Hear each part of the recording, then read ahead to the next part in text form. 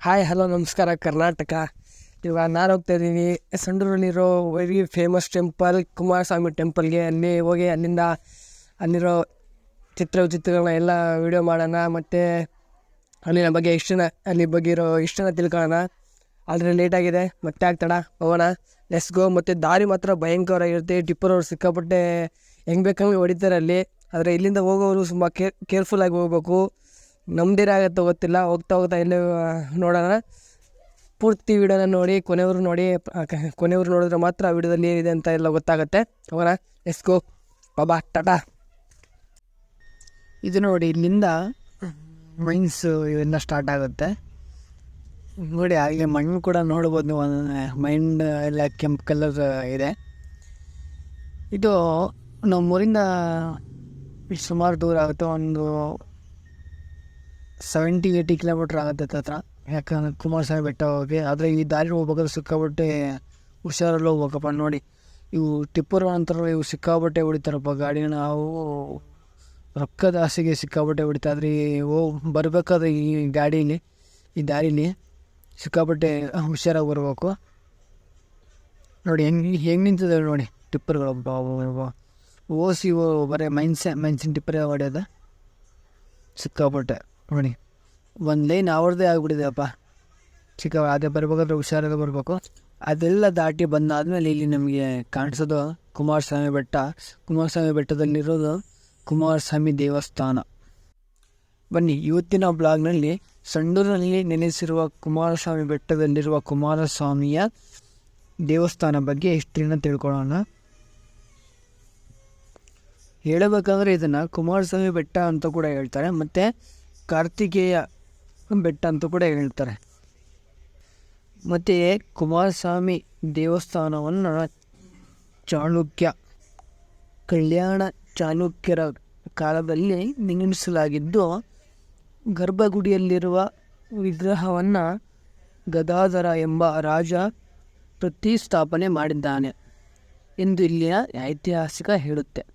ಈ ದೇವಾಲಯವು ಸುಂದರವಾದ ಮುಖಮಂಟಪ, ಅಂತರಾಳ ಮತ್ತು ವಿಶಾಲವಾದ ಗರ್ಭಗುಡಿಯನ್ನು ಹೊಂದಿದ್ದು, ಗುಡಿಯ ಬಲಭಾಗ ಕಡೆ ಹೋಗಬೇಕಾದರೆ ನವಿಲಿನ ಚಿತ್ರ ಮತ್ತು ವಾಸ್ತುಶಿಲ್ಪಗಳು ನಿಮ್ಮನ್ನು ಸಂತೋಷಪಡಿಸುತ್ತವೆ. ಮತ್ತು ಈ ದೇವಸ್ಥಾನದಲ್ಲಿ ಒಂದು ಶ್ಲೋಕ ಕೂಡ ಇದೆ. ಹೇ ಸ್ವಾಮಿನಾಥ ಕರುಣಾಕರ ದೀನಬಂಧು ಶ್ರೀ ಪಾರ್ವತೀಶ ಮುಖ ಪಂಕಜ ಪದ್ಮಬಂಧು ಶ್ರೀ ಶಾದಿದೇವ ಗಣಪೂಜಿತ ಪಾದಪದ್ಮ ಮಲ್ಲಿಕನಾಥ ಮಮದೇಹಿ ಕರವಲಂಬಂ. ಅಂದರೆ ಕರುಣಾಪೂಜಿತನಾದ ಸುಬ್ರಹ್ಮಣ್ಯ ಸ್ವಾಮಿಯೇ, ನಿನ್ನನ್ನು ಭಕ್ತಿಯಿಂದ ಪೂಜಿಸುತ್ತೇನೆ. ನನಗೆ ಬಂದಿರೋ ಕಷ್ಟವನ್ನೆಲ್ಲ ಪರಿಹರಿಸು ಎಂದು ಭಕ್ತಿಯಿಂದ ಕುಮಾರಸ್ವಾಮಿಗೆ ಬೇಡಿಕೊಳ್ಳುವುದೇ. ಮತ್ತು ಸಾಮಾನ್ಯವಾಗಿ ಎಲ್ಲ ದೇವಸ್ಥಾನಗಳಲ್ಲಿ ಹುಡುಗರು ಮತ್ತು ಹುಡುಗಿಯರು ಕಾಮನ್ ಆಗಿ ಹೋಗ್ತಾರೆ. ಆದರೆ ಈ ದೇವಸ್ಥಾನದಲ್ಲಿ ಹುಡುಗಿಯರು ಹೋಗೋಕ್ಕೆ ಸ್ವಲ್ಪ ಹಿಂದೇಟು ಆಗ್ತಾರಂತೆ. ಯಾಕಂದರೆ ಇದ್ರ ಬಗ್ಗೆ ಒಂದು ಪುರಾಣದ ಕಥೆಯೇ ಇದೆ. ಆ ಕಥೆ ಏನಪ್ಪ ಅಂತ ಅಂದರೆ, ಹಿಂದೆ ಕಾರ್ತಿಕೇಯ ಸ್ವಾಮಿಯ ತಾಯಿಯಾದ ಪಾರ್ವತಿ ದೇವಿಯು ಮಗನಿಗಾಗಿ ಮದುವೆ ಮಾಡಲು ಕನ್ಯಾಕುಮಾರಿಯಿಂದ ಹುಡುಗಿಯನ್ನು ಹುಡುಕಿ ಬರ್ತಾರಂತೆ. ಆಗ ಕುಮಾರಸ್ವಾಮಿಯು ಹುಡುಗಿ ಹೇಗಿದ್ದಾಳೆ ಎಂದು ತಾಯಿಯ ಬಳಿ ಕೇಳಿದಾಗ, ಆಗ ಪಾರ್ವತಿ ದೇವಿಯು ಹೇಳುತ್ತಾಳೆ, ಹುಡುಗಿ ನನ್ನ ಹಾಗೆ ಇದ್ದಾಳೆ ಎಂದು ಹೇಳುತ್ತಾಳಂತೆ. ಆಗ ಕುಮಾರಸ್ವಾಮಿಯು ನಿನ್ನ ಥರ ರೂಪವಂತೆ, ನಿನ್ನ ಥರ ಗುಣ ಅಂಥವೆಲ್ಲ ಇದ್ದರೆ, ಆಗ ಕುಮಾರಸ್ವಾಮಿಯು ನಿನ್ನ ಥರ ಇರುವಳು ನನಗೆ ಬೇಡ, ನಾನು ಬ್ರಹ್ಮಚಾರಿ ಆಗುತ್ತೇನೆ, ಹಾಗೆಯೇ ಉಳಿಯುತ್ತೇನೆ ಎಂದು ಹೇಳ್ತಾನಂತೆ. ಯಾಕೆಂದರೆ ನಿನ್ನ ಥರ ಹೇಳೋರು ನನಗೆ ಮಾತೃ ಸಮಾನರು, ನನಗೆ ತಾಯಿ ಸಮಾನ ಅಂತೇಳ್ಬಿಟ್ಟು ಹೇಳ್ತಾನಂತೆ. ಆದ ಕಾರಣ ಇಲ್ಲಿ ಹುಡುಗಿಯರು ಹೋಗುವುದಕ್ಕೆ ಹಿಂದೇಟು ಹಾಕುತ್ತಾರೆ. ಆದರೆ ಇಲ್ಲಿ ಎಲ್ಲ ವರ್ಗದ ಹೆಣ್ಣು ಮಕ್ಕಳಿಗೆ ಹೋಗೋದಕ್ಕೆ ಅವಕಾಶ ಇದೆ. ಈ ದೇವಸ್ಥಾನಕ್ಕೆ ಇಡೀ ವರ್ಷ ಜನರು ತುಂಬ ಜನ ಬರ್ತಾರೆ, ಸಿಕ್ಕಾಪಟ್ಟೆ ಜನ ಬರ್ತಾರೆ. ಮತ್ತು ಶ್ರಾವಣ ಮಾಸದ 3ನೇ ಸೋಮವಾರ ವಿಶೇಷ ಪೂಜೆ ನಡೀತದೆ. ಅಧಿಕ ಮಾಸದ ಕಾರ್ತಿಕ ಪೌರ್ಣಮಿಯದಂದು ಈ ದೇವಸ್ಥಾನದಲ್ಲಿ ಜಾತ್ರೆ ನಡೀತದೆ. ಮತ್ತು ಬುಧವಾರ ಕುಮಾರಸ್ವಾಮಿಯ ಪ್ರೀತಿಯ ದಿನವಾದ್ದರಿಂದ ಈ ದಿನದಂದು ವಿಶೇಷ ಪೂಜೆ ಕೂಡ ಮಾಡ್ತಾರೆ. ಮತ್ತು ಈ ದೇವಸ್ಥಾನವು ಯಾವಾಗ ಓಪನ್ ಇರ್ತದೆ ಅಂದರೆ ಬೆಳಗ್ಗೆ 7ರಿಂದ ಮತ್ತು ಸಂಜೆ 7ವರೆಗೆ ಓಪನ್ ಇರ್ತದೆ. ಅಷ್ಟರಲ್ಲಿ ಯಾವಾಗಾದರೂ ಬರ್ಬೋದು. ಮತ್ತು ಈ ದೇವಸ್ಥಾನವು ಬಳ್ಳಾರಿ ಸಂಡೂರಿನಲ್ಲಿ ಇರುತ್ತದೆ. ಬಳ್ಳಾರಿಯಲ್ಲಿರುವ ಸಂಡೂರಿನಲ್ಲಿ ಇರುತ್ತದೆ ಈ ದೇವಸ್ಥಾನ. ಮತ್ತು ಈ ದೇವಸ್ಥಾನ ಬೆಂಗಳೂರಿಂದ ಸುಮಾರು 321 ಕಿಲೋಮೀಟರ್ ಆಗುತ್ತೆ. ಮತ್ತು ಮೈಸೂರಿಂದ 367 ಕಿಲೋಮೀಟರ್ ಆಗುತ್ತೆ. ಮತ್ತು ತೋರಂಗಲ್ಲು ಈ ದೇವಸ್ಥಾನಕ್ಕೆ ಹತ್ತಿರವಾದ ರೈಲಿಂದ ನೀವು ರೈಲು ಮೂಲಕ ಬರ್ತೀವಿ ಅಂದರೆ ತೋರಂಗಲ್ಲಿಗೆ ಬಂದು ಅಲ್ಲಿಂದ ಬಸ್ಸು ಬರುತ್ತೆ, ಬಸ್ಸಿಂದ ಕೂಡ ಬರ್ಬೋದು. ಮತ್ತು ಬಳ್ಳಾರಿ ಸ್ಟೇಷನ್ ಕೂಡ ಇದೆ, ಬಳ್ಳಾರಿಯಿಂದ ಕೂಡ ಬರ್ಬೋದು. ಇದೆಲ್ಲ ಈ ದೇವಸ್ಥಾನದ ಹಿಸ್ಟ್ರಿ ಮತ್ತು ಪರಿಚಯನ ತಿಳ್ಕೊಂಡ್ರಲ್ಲ. ಮತ್ತು ಇಲ್ಲಿಂದ ಸ್ವಲ್ಪ ದೂರ ಮುಂದೆ ಹೋದರೆ ಅಲ್ಲಿ ಸೀನ್ ಸೆಪ್ಟೆಂಬರ್ ಅಂತ ಹೇಳ್ಬಿಟ್ಟು ಒಂದು ಪ್ಲೇಸ್ ಇದೆ. ಅದು ಸೆಪ್ಟೆಂಬರ್ ತಿಂಗಳಲ್ಲಿ ಬಂದರೆ ಮಾತ್ರ ಸೂಪರಾಗಿ ಕಾಣುತ್ತೆ. ಒಂದ್ಸತಿ ಇವಾಗ ಇದು ನಾನು ಡಿಸೆಂಬರಿಗೆ ಬಂದಿರೋದ್ರಿಂದ ಒಂದ್ಸತಿ ಹೆಂಗಿದೆ ವ್ಯೂ ಅಂತ ಹೇಳ್ಬಿಟ್ಟು ನೋಡ್ಕೊಂಬರೋಣ ಬನ್ನಿ. ಅಲ್ಲೊಂದು ಸ್ವಲ್ಪ ಹೋಗಿ ಬರೋಣ.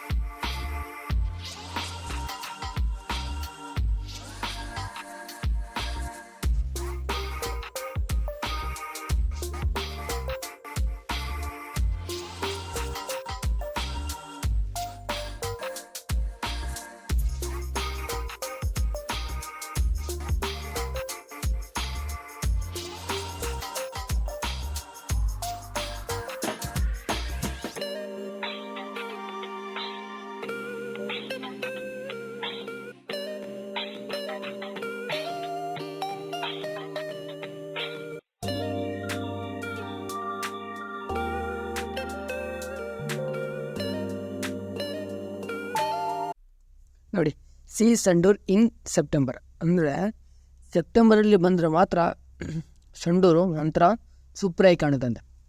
ಅಂದರೆ ಎಲ್ಲ ಕಡೆ ಗ್ರೀನ್ ಆಗಿರುತ್ತೆ, ಎಲ್ಲ ಬೆಟ್ಟ ಗುಡ್ಡ ನೋಡಿದ್ರೆ ಸೂಪ್ರಾಗಿ ಕಾಣುತ್ತೆ ನಿಜವಲ್ಲ. ಅಂದರೆ ನಾನು ಲಾಸ್ಟ್ ಟೈಮ್ ಸಂಡೂರಿಗೆ ಬಂದಿದ್ದೀನಿ ಸೆಪ್ಟೆಂಬರಲ್ಲಿ. ಇವಾಗ ಡಿಸೆಂಬರ್ ಬರ್ತಿದ್ರೆ ಅಷ್ಟೊಂದು ಗ್ರೀನ್ ಇಲ್ಲದೇ ಇರ್ಬೋದು, ಆದರೆ ನೋಡೋಕೆ ಮಾತ್ರ ಸೂಪರಾಗಿದೆ. ಅದ್ರ ಪಕ್ಕದಲ್ಲಿ ಬಂದರೆ ಒಂದು ಗಾಂಧೀಜಿ ಸ್ಟ್ಯಾಚ್ಯೂ ಇದೆ, ಒಂದು ಮಗು ಪಕ್ಕದಲ್ಲಿ ನಿಂತಿರೋದು. ನಾನು 1-2 ಫೋಟೋ ತೆಗೊಂಡೆ, ನೀವು ಅದ್ರ ತಗೋಬೋದು 1-2 ಫೋಟೋನ. ಆಮೇಲೆ ಹತ್ತಬೇಕಾದ್ರೆ ಒಂದು 200 ಮೀಟ್ರ್ ಆಗ್ಬೋದು.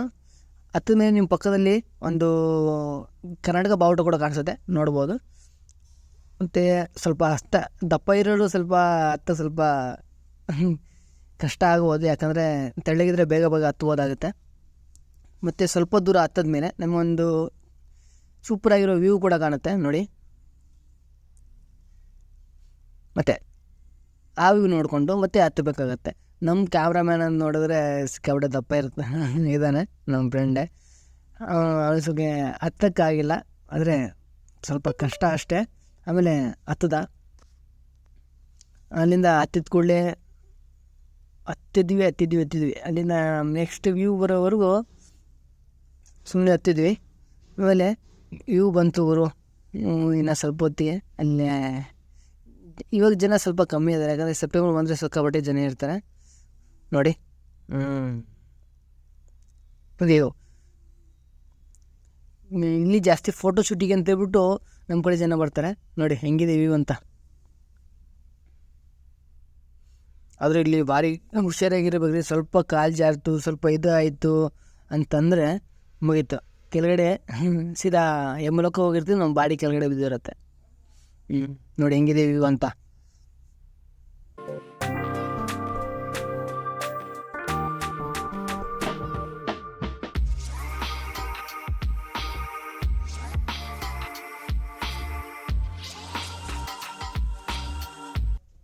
ನೋಡಿ ಹೆಂಗಿದೆ ಬಾಬಾ. ಒಂಚೂರು ಏನಾದರೂ ಕೆಳಗಡೆ ಜಾರಿ ಬಿತ್ತು ಅಂದ್ಕೊಳ್ಳಿ, ಸೀದಾ ಯಮಲೋಕನೇ. ನೋಡಿದ್ರಲ್ಲ, ಇದು ಪೂರಾ ಸೀನ್ ಸೆಪ್ಟೆಂಬರ್. ಇದೇ ಥರ ವೀಡಿಯೋನ ನೆಕ್ಸ್ಟು ಮಾಡ್ತೀನಿ. ನಿಮ್ಮ ಕಮೆಂಟ್ ಮುಖಾಂತರ ತಿಳಿಸಿ ಹೆಂಗೆ ಏನು ಅಂತ. ಅಂದರೆ ನನಗೆ ನೆಕ್ಸ್ಟ್ ವೀಡಿಯೋ ಮಾಡೋಕ್ಕೆ ಇನ್ನೂ ಇದಾಗುತ್ತೆ. ಮತ್ತು ಈ ವಿಡಿಯೋ ಬಗ್ಗೆ ಸ್ವಲ್ಪ ಏನಾದರೂ ಒಂದು ಕಮೆಂಟ್ ಮಾಡಿ, ಓಕೆನಾ? ನೋಡಿದ್ರಲ್ಲ ಕುಮಾರಸ್ವಾಮಿ ಟೆಂಪಲ್ದು. ಇದು ಇದೇ ಸಂಡೂರಲ್ಲಿ ಆಲ್ಮೋಸ್ಟ್ ಇದೇ ಫೇಮಸ್ ಇರೋದು. ಮತ್ತು ಅಲ್ಲೊಂದು ಸೆಪ್ಟೆಂಬರ್ ಅಂತ ಹೇಳೋಣ, ಅದು ಸೆಪ್ಟೆಂಬರ್ ಬಂದರೆ ಮಾತ್ರ. ಇದು ನಾವು ಡಿಸೆಂಬರಲ್ಲಿ ಬಂದಿರೋದ್ರಿಂದ ಅದು ಅಷ್ಟೊಂದು ಗ್ರೀನಾಗಿ ಅಷ್ಟೊಂದು ಕಾಣ್ತಿಲ್ಲ. ಮತ್ತು ಅದು ಯಾವಾಗಲೂ ನೋಡಬೇಕಂದ್ರೆ ಸೆಪ್ಟೆಂಬರ್ ನೋಡಿದ್ರೆ ಅದೊಂಥರ ಲುಕ್ ಬೇರೆ, ಮತ್ತು ಒಳ್ಳೆ ಶುಭ್ರಾಗಿ ಕಾಣುತ್ತೆ.